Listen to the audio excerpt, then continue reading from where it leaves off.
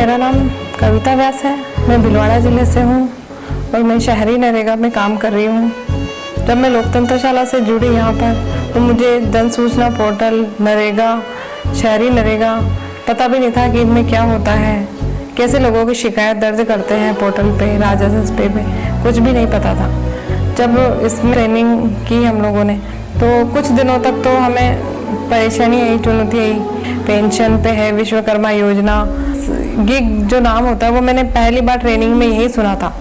तो लोग जोमेटो वगैरह हम पता था कि ये फूड डिलीवरी करते हैं, पार्सल करते हैं, ऑनलाइन में ही शॉपिंग करती रहती हूँ, पर मुझे नहीं पता कि इन लोगों को गिग बोलते हैं। तो यहाँ आकर पता चला कि लोगों का इनके लिए कानून बना गया है और हमें उन कानून को लोगों तक पहुँचाना है। आप जो मेहनत करते हो, 5,000 रुपये जो रजिस्ट्रेशन करने पर आपको दिए जाएंगे, इसके लिए आपको रजिस्ट्रेशन करना पड़ेगा।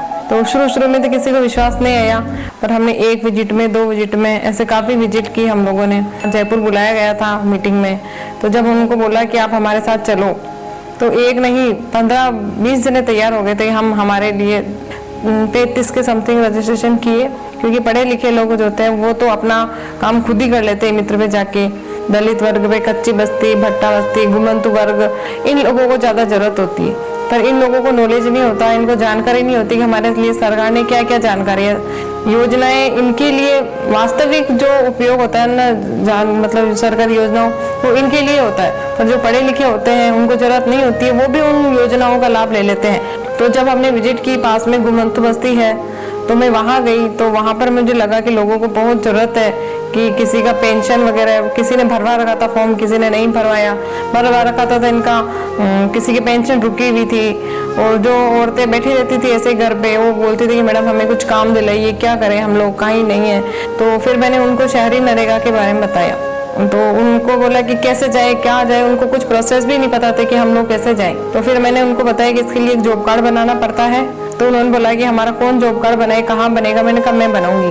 तो वहाँ घुमंतु बस्ती में मैंने जॉब कार्ड बनाए महिलाओं के, ऑनलाइन आवेदन किए, लोगों को काम भी दिलाया। तो मैंने उनके लिए काम करना शुरू किया। हम लोग जब विजिट करे तो बहुत सारे ऐसे मामले सामने आए, तो हमने सोचा कि क्यों ना यहाँ पर एक कैंप लगाया जाए, कोई मित्र वाले को यहीं बुलाकर इनका काम किया जाए। तो हमने वहाँ एक कैंप लगाने की सोची, एक मित्र वालों को वहाँ पे बुलाई। इसके लिए छाया की व्यवस्था, पूरा दिन चलना था, तो कहाँ छाया की व्यवस्था, कहाँ बैठना पड़ेगा। तो घुमंतु बस्ती के पास में एक गाँव पड़ता था मालूला, तो वहाँ के सरपंच साहब थे। तो फिर मैं उनके पास गए कि हमें थोड़ा आपके यहाँ पे कैंप लगा रहे, तो आप मदद की जरूरत है। तो उन्होंने कहा बिल्कुल, उन्होंने कहा कि आप लगाइए, हमारे पंचायत भी कवर हो जाएगी। तो हमने वहाँ कैंप लगाया, उन्होंने मित्र वाले को भेज दिया और उन्होंने छाया के लिए हमारे लिए टेंट, कुर्सियाँ, दरिया पानी के कैंप पर 8 बजे से हम लोग शाम को 5 बज गई थी।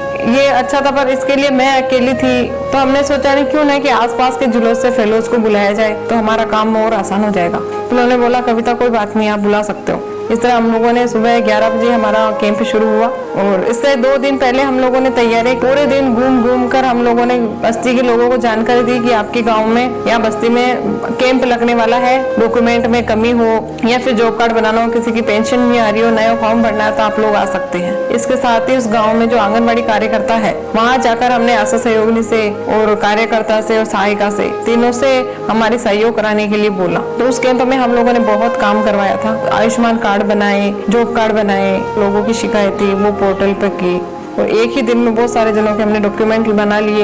एक काम के लिए उनको शहर जाना पड़ता था, पास के गांव में, मोहल्ले पे, कि उनका जॉब कार्ड बनाने के लिए। तो हमने उनको घर पे बैठे ये सुविधाएं उपलब्ध कराई और एक मेरी पहचान भी बनी।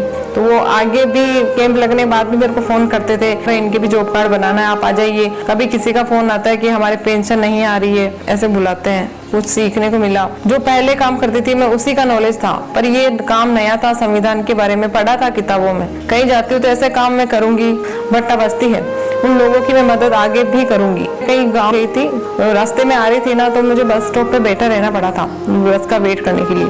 तो मैंने उनको बातें में पूछ लिया कि कुछ आप काम नहीं करते हो क्या, तो नहीं करते। तो फिर मैंने इंदिरा गांधी शहरी नरेगा के बारे में बताया कि आप जॉब कार्ड बनाकर इसमें कर सकते हो। तो मैं 20 मिनट के अंदर उन लोगों के 2 जॉब कार्ड मैंने वहीं पे बैठे बैठे बनाकर उनको दे दिए। तो ये काम मैं आगे भी करती रहूंगी जिससे लोगों को कुछ फायदा मिले। पहले वाला काम एक क्राइटेरिया में था कि लोगों को जागरूक करना, आंगनबाड़ी के लेवल पे था कि आंगनबाड़ी में क्या सेवाएं दी जाती है या क्या क्या होता है, उसकी मॉनिटरिंग करना, डाटा लेना। तो एक वो ही काम था हमारे पास में। तो लोगों को मीटिंग करना, गर्भवती धात्री महिलाओं को खान पान के विषय में जानकारी देना। पर इस एसआर अभियान के साथ में वो जो भी सरकार के जितने भी योजनाएं हैं, जिनको मैं खुद नहीं पता था कि ये भी जानकारी होती है या कैसे क्या होता है, पापा की पेंशन आती है, कैसे आ रही है, क्या आ रही है, मुझे कुछ भी नहीं पता था। अब पापा का सत्यापन मैं खुद ही कर देती हूँ, उनका स्टेटस निकाल के चेक कर लेती हूँ, उनके कब के पैसे बाकी हैं, कब आए। और एक जो हमारे मोहल्ले में नई बस्ती बनी है, नई कॉलोनी, तो वहाँ पानी नहीं है। तो जब मैं इस प्रोजेक्ट में आई थी ना, तब मुझे ऐसे पता चला कि अपन शिकायत कर सकते हैं।